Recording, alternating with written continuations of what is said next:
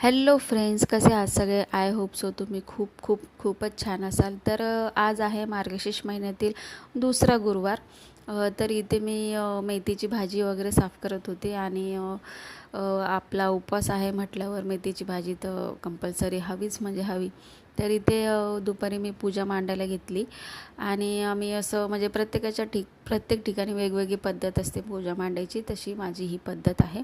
त्याच्यानंतर मग पूजा वगैरे मांडून माझा स्वयंपाक तर झालेलाच होता, तर मी पटकन देवाला नैवेद्य ठेवला आणि आपली संध्याकाळी मी पोथी वाचून घेतली.